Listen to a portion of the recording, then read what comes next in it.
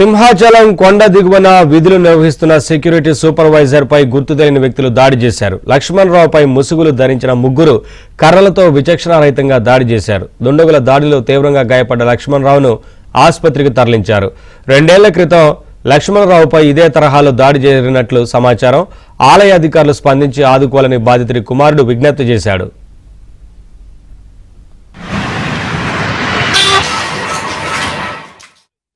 ఎవరో మనకు తెలియదు. మనం తొలిపాపం చదివి విధులు నిర్వహిస్తున్నాం. దాంతో అడుగు ఉదయం 10 గంటలకు అడుగు మెట్లు పరిగెత్తుకొని వచ్చి మన లోపలేమో మనం కూర్చుంటే మన కర్రతోటే మనం కొట్టేశాడు. కొట్టి వాళ్ళు పారిపోయాడు. వాడినేమో పట్టుకోవడానికి 3 రోజులు పట్టిందండి. మా గార్డులందరూ కూడా సహకారం పెట్టి ఆయన పరిగెత్తించి మెట్లు కూడా పట్టుకొని వచ్చారు. చాలా భారీగా పట్టుకున్నారు సార్. ఆయన పట్టుకున్న సుఖం లేదు. అటు వదిలేశారు అంతే. గత 10 ఏళ్ళుగా సింహాచలం దేవస్థానంలో పనిచేస్తున్నారు.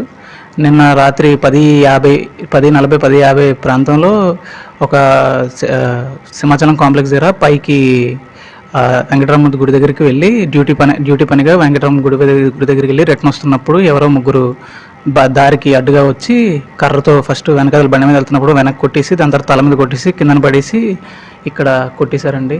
ఇది ఫ్రాక్చర్ అయిపోయింది. ఈ గతంలో కూడా ఒకసారి ఇలాగే జరిగిందండి. దేవస్థానంలో పనిచేస్తున్నప్పుడు మాకు ఎటువంటి న్యాయం ఏం జరగలేదండి. మాది చాలా పూర్ ఫ్యామిలీ అండి. చాలా ఇబ్బందుల్లో ఉన్నాం మేము. మా డాడీ ఇల్లంతా చూసుకుంటారండి. నేను ఇంకా చదువుకుంటున్నాను. ఏదో చిన్న జాబ్ చేసుకుంటున్నానండి, పార్ట్ టైం జాబ్ లాగా. కానీ మా డాడీ పొజిషన్ ఎలా ఉందంటే మా ఇంట్లో కష్టం అండి ఎలాగైనా. కానీ దేవస్థానం ఎలాగో సపోర్ట్ చేసి ఈవో గారు ఎలాగైనా మాకు ఏదో ఒక దారి చూపించాలని కోరుకుంటున్నాం అండి. ఘటనా స్థలానికి చేరుకున్న గోపాలపట్నం పోలీసులు విచారణ చేపట్టారు. గంజాయి గ్యాంగ్ దాడి చేసి ఉంటారని పోలీసులు అనుమానిస్తున్నారు.